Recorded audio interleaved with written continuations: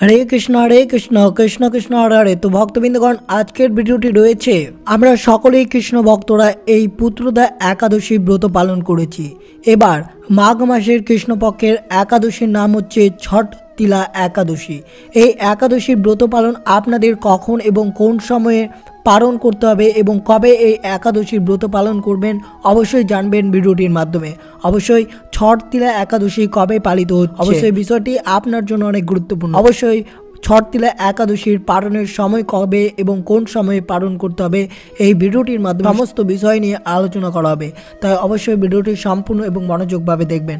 আর অবশ্যই এই ছট তিলা একাদশীর ব্রতের মাহাত্ম্য কথাটি অবশ্যই শ্রবণ করবেন এবং ছট তিলা একাদশী আপনারা কবে পালিত করবেন, কখন এবং কোন কোন জিনিসটি অর্পণ করবেন বিষ্ণুদেব। অবশ্যই ভিডিওটি সম্পূর্ণ দেখার চেষ্টা করবেন। চ্যানেলে নতুন হয়ে থাকলে দয়া করে চ্যানেলটিকে সাবস্ক্রাইব করবেন, লাইক করবেন, কমেন্টে ভক্তি ভালোবাসা শ্রদ্ধা দিয়ে জয় শ্রীকৃষ্ণের জয় লিখে দিতে ভুলবেন না।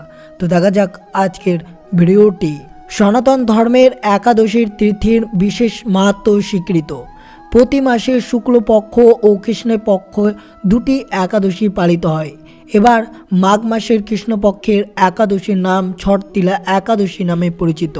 এই তিথিতে যে কোনো ভক্ত যদি বিষ্ণুর জন্য উপবাস করলে ব্যক্তির জীবন থেকে সমস্ত দুঃখ দুর্দশা খুব তাড়াতাড়ি দূর হবে।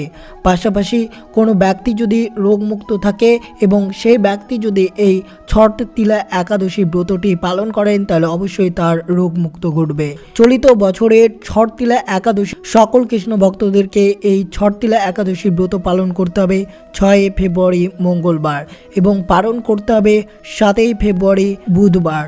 এই তিথিতে বিষ্ণুর ব্রত কথার শোনার বিধান রয়েছে। ছট তিলা একাদশীতে তিলের ব্যবহারকে অত্যন্ত শুভ বলে মনে করা হয়। এই একাদশী তিথিতে বিষ্ণুকে সমর্পিত করতে হবে। এই তিথিতে নিয়ম মেনে বিষ্ণুর পুজো করলে সমস্ত পাপ থেকে আপনি মুক্তি পাবেন খুব সহজে। ছট তিলা একাদশীতে যে সকল কৃষ্ণ ভক্তরা এই একাদশী ব্রত পালন করবেন তাদের জন্য অবশ্যই এই কাজটি গুরুত্বপূর্ণ করতে হবে। অবশ্যই তারা যদি পারেন অবশ্যই তিল দান করবেন। তিল দানের ফলে সর্বাধিক গুরুত্বপূর্ণ রয়েছে এই ছট তিলা একাদশী। যারা ছট তিলা একাদশী ব্রত পালন করে তাদের জীবনে সুখ শান্তির বাস হয়, সমস্ত ধরনের বিলাস বৈভব লাভ করে ব্যক্তি। এই একাদশী ব্রত করলে ব্যক্তির মৃত্যুর পর মোক্ষ লাভ করতে পারে। অবশ্যই সকল কৃষ্ণ ভক্তদের কাছে এটাই অনুরোধ যে অবশ্যই আপনারা ছট তিলা একাদশী ব্রতটি অবশ্যই পালন করুন। এই একাদশীতে বিষ্ণুকে তিলের ভোগ লাগানো শুভ। মকর সংক্রান্তির মতো এই তিথিতে তিলের দান অত্যন্ত শুভ। এই তিথিতে তিল দান করলে মৃত্যুর পর বৈকুণ্ঠ লাভ করা যায়। পাশাপাশি ব্যক্তির সমস্ত ধরনের কষ্ট থেকে মুক্ত পাওয়া যায়। ব্যক্তির উপর লক্ষ্মীর আশীর্বাদ থাকে ও তাদের জীবনে কখনো অর্থাভাব দেখা দেয় না। ছট তিলা একাদশীতে 6 রকমভাবে তিল ব্যবহার করা হয়ে থাকে।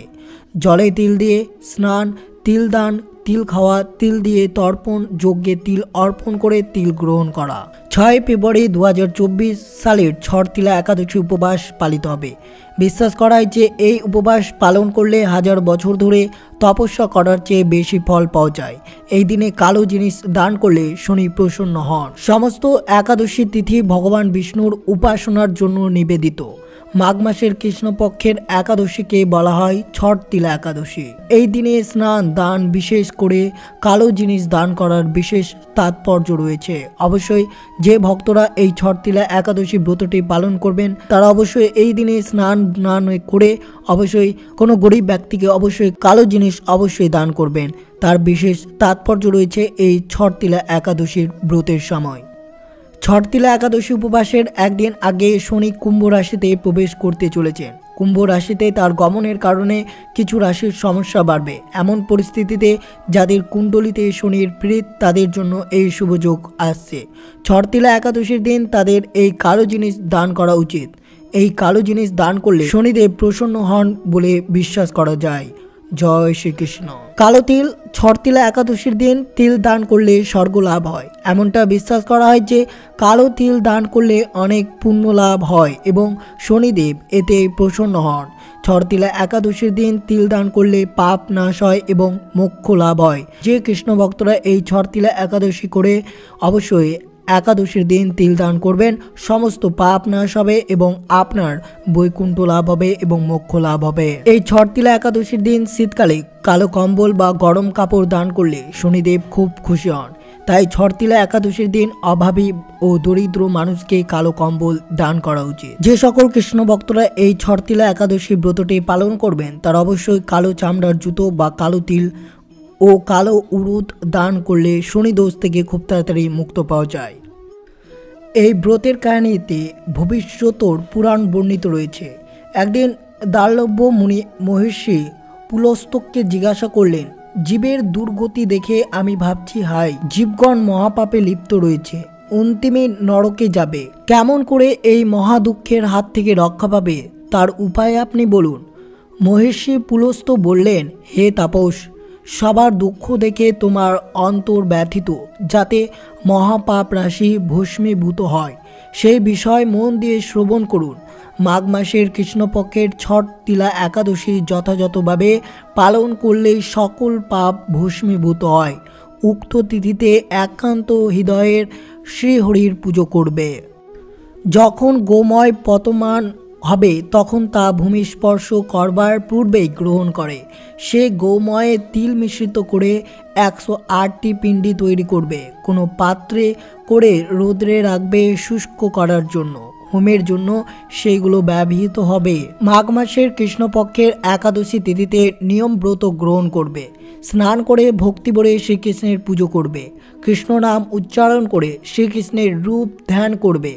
অগরু, কর্পূর, শর্করা, চন্দন প্রভৃতি মন্ত্র পাঠ করবে। শ্রীকৃষ্ণকে নিবেদন করবে। রাত্রিকালে অর্চনের পর হোম কার্য করবে। নারকেল কিংবা সুপারি সহ 100 সংখ্যায় অগ্রদান করবে। হে শরণ্য দয়াময় পাতকীগণের পাপ তুমি দূর করো, তুমি সবার মুক্তিদাতা। যারা মায়ার সংসারের সমুদ্রে ভাসে, হে গোবিন্দ, তাদেরকে তুমি পরিত্রাণ করো। হে জগন্নাথ, তুমি লক্ষ্মী দেবীর সঙ্গে এই অগ্রগ্রহণ করো। এইরূপ শ্রীহরির পুজো করে ব্রাহ্মণগণের পুজো করবে। বস্ত্র, ছত্র, পূর্ণ কুম্ভ দান করবে। কৃষ্ণ বর্ণ গাভী দানের বিধান রয়েছে। কৃষ্ণ তিল দান করলে ভগবান সন্তুষ্ট হন। সেই তিল রপণে যত তিলের সৃষ্টি হয় তত সহস্র বৎসর তার স্বর্গবাস হয়। তিল দ্বারা তর্পণ পুজো, তিল জলে স্নান, তিল তৈল শরীরে লেপন, তিল দান, তিল দ্বারা হোম ও তিল ভজন, তিল দ্বারা এই ছট কর্ম করার জন্য এই একাদশীর নাম হয়েছে ছটতিলা একাদশী। পাপ রাশি বিনাশ করতে এই ব্রতের জুড়ি নাই। একদিন দেবর্ষি পাদ শ্রীকৃষ্ণের নিকটে ছটতিলা একাদশীর মাহাত্ম্য জানতে চাইলে ভগবান বললেন, পুরাণকালে এক সাত্ত্বিক ব্রাহ্মণী সারা জীবন ব্রহ্মচর্য পালন করতেন। নিয়মিত ভক্তি ভরে পূজা অর্চনা করতেন। ব্রতের উপবাসে দেহক্ষীণ ও দুর্বল, তথাপি ব্রত উপবাস ত্যাগ করেননি। বহু গরিব ব্রাহ্মণ ও কুমারীগণকে ব্রত পুণ্যকালে বহু দান করলেও কখনো কাউকে অন্নদানে তৃপ্ত করতেন না। আমি ব্রাহ্মণীকে পরীক্ষা করতে ছদ্মবেশ ধরে তার বাড়িতে ভিক্ষা পাত্র নিয়ে যাই। তখন ব্রাহ্মণী আমার পরিচয় জানতে চাইলে আমি তার কথার উত্তর না দিয়ে কেবল বারে বারে ধীরে কণ্ঠে ভিক্ষা চাই। তখন ব্রাহ্মণী ক্রোধ ভরে আমার ভিক্ষাপাত্রে একটি মাটির পিণ্ড ফেলে দিল। সেই পুণ্যদান তার পুণ্য লাভ হয়। তারপর ব্রাহ্মণের অন্তিমকালে স্বর্গবাস হয়। সেই ব্রাহ্মণের জন্য একটি অপরূপ শোভাময় গৃহ নির্দিষ্ট হলো।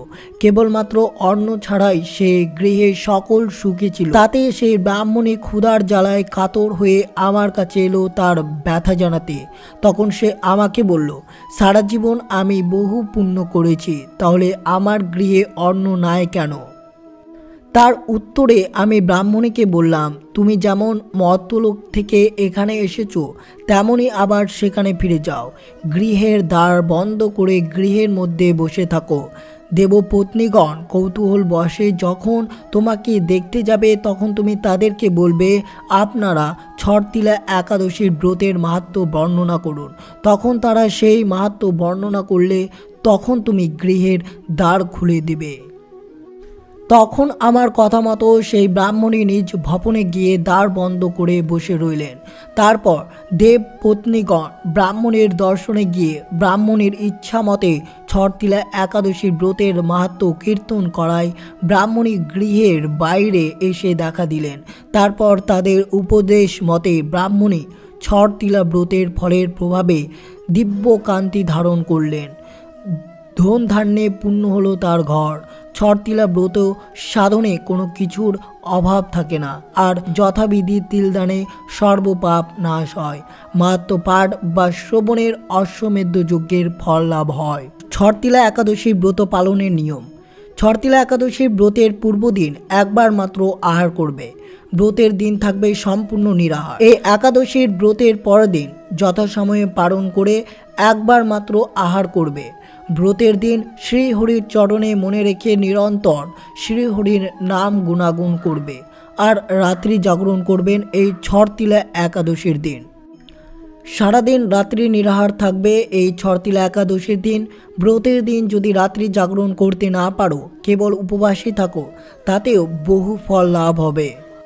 এই ছটতিলা একাদশীর ব্রতের পূর্বে ও পরদিনে অসমর্থ জন্য একবার বদলেও সারাদিন স্বাভাবিকভাবে আহার করবে, কিন্তু ব্রতের দিনে সম্পূর্ণভাবে উপবাস থাকবে। তাতে পূর্ণ উপবাসে যদি অক্ষম হও, তবে এই 6টি খাদ্যবস্তু আহার করলে ব্রত নষ্ট হবে না। জল, ফল, মূল, দুগ্ধ, ঘৃত ও ঔষধ গ্রহণ করলে এই 6টি মাত্র বস্তু গ্রহণ করতে পারেন এই ছটতিলা একাদশীর দিন, তবে পেট ভরে না খাওয়াই ভালো। কিন্তু ছটতিলা একাদশীর দিন যদি আপনি পঞ্চশস্য কখনো গ্রহণ করবেন না। যদি একটি শস্য যদি গ্রহণ করেন, তাহলে অবশ্যই আপনার এই ছটতিলা একাদশীর ব্রত পালনটি নষ্ট হয়ে যাবে। এই বিষয়ে আপনাকে সতর্ক থাকতে হবে। চাউল থেকে যা কিছু খাদ্য প্রস্তুতি করা হয় ব্রতের দিন, সেই সকল অবশ্যই ত্যাগ করবেন। পঞ্চরবি শস্য যেমন গম, যব, ভুট্টা আদি এইসব শস্য দানা ব্রতের দিন আহার করবেন না। তিল, মধু ও সরিষা ব্রতের একবারে নিষিদ্ধ। অবশ্যই এই ছটতিলা একাদশীর দিন তিল দান করতে পারেন, কিন্তু তিল গ্রহণ করা যাবে না। অবশ্যই এই বিষয়ে অনেকেই সতর্ক থাকবে। সংকল্প করে পুষ্প, তুলসী ও নানান উপাচার শ্রীহরিকে ভক্তি ভরে পূজা করবে। এইরূপ সংকল্প করে পুষ্প, তুলসী ও নানান উপাচারে শ্রীহরিকে ভক্তি ভরে পুজো করবে। কুশয্যায় শয়ন করে পদ্মনাভকে স্মরণ করবেন এই ছটতিলা একাদশীর দিন। তারপর প্রত্যুষে উঠিয়া ব্রত দিবসে দন্তের শোধন না করে 12 বার জল কুলি করে মুখ শুদ্ধ করবে এই ছটতিলা একাদশীর দিন। শৌচদির পর পবিত্র জলে স্নান করে ভক্তি ভরে শ্রীহরির পুজো করবেন। কিন্তু এই বিষয়টি আপনাকে সতর্ক থাকতে হবে। এই ছটতিলা একাদশীর দিন এই সব কাজ থেকে আপনাকে বিরত থাকতে হবে। পরনিন্দা, পরচর্চা, খেলাধুলা, তাম্বুল চর্বণ, মিথ্যা কথা বলা, মিথ্যাচার, পাপী ও শয়ন করবেন না। এবং এই ছটতিলা একাদশী যে ভক্তরা এই ব্রতটি পালন করবেন তারা অবশ্যই কান্না করবেন না। সর্বদা আপনাদের হরিকথা শ্রবণ কীর্তন করে রাত্রি জাগরণ করতে হবে। বৈষ্ণব গোষ্ঠীর সঙ্গে শ্রীমদ্ ভগবত যে কোনো গোস্বামীর গ্রন্থ, রামায়ণ, মহাভারত, চৈতন্য চরিতামৃত, চৈতন্য ভগবত, শ্রীমদ্ ভগবত গীতা পাঠ বা শ্রবণ করে বিনোদী রজনী কাটাবে। জয় শ্রীকৃষ্ণ। ছটতিলা একাদশীর ব্রত পালন করলে যে কেবলমাত্র নিজের জীবনে সদ্গতি লাভ হবে তা নয়। ছটতিলা একাদশী ব্রত পালনকারী ব্যক্তির প্রায়ত মাতা পিতা যদি নিজ কর্মের দোষে নরকবাসী হন, তবে সেই পুত্র একাদশী ব্রত পালনের দ্বারা পিতামাতা বা পূর্বপুরুষগণকে নরক থেকে উদ্ধার করতে পারে। একাদশীতে অন্নভোজন করলেও নিজে যেমন নরকবাসী হবে, কাজে অন্যকেও যদি আপনি একাদশীর দিন যদি অন্নভোজন করেন তাহলে আপনিও নরকবাসী হতে হবে। তো কাজেই আমাদের সকলে একাদশী ব্রত পালন করা সকলের কর্তব্য। অবশ্যই এই বিষয়টি আপনারা খেয়াল রাখবেন ছটতিলা একাদশীর দিন, যাতে আপনিও এই একাদশী ব্রত পালন করেন, অন্যদেরকেও এই একাদশী ব্রত পালন করাতে উৎসাহিত করবেন। অবশ্যই সকল ভক্তদের কাছে এটাই অনুরোধ যে অবশ্যই আপনারা সকলে ভক্তি ভালোবাসা শ্রদ্ধা দিয়ে এই ছটতিলা একাদশী ব্রত পালনটি অবশ্যই করুন এবং অন্যদেরকে অবশ্যই উৎসাহিত করুন এই ছটতিলা একাদশীর ব্রত পালন করতে। তো এই ছিল ভিডিওটি ভালো লাগলে অবশ্যই চ্যানেলটিকে সাবস্ক্রাইব করবেন, লাইক করবেন, কমেন্টে ভক্তি ভালোবাসা শ্রদ্ধা দিয়ে জয় শ্রীকৃষ্ণের জয় লিখে দিতে ভুলবেন না। অবশ্যই ভিডিওটি আপনার বন্ধু আত্মীয় বা ভক্তদের সাথে অবশ্যই শেয়ার করবেন। সুস্থ থাকবেন, সতর্ক থাকবেন। জয় শ্রীকৃষ্ণ, রাধে রাধে।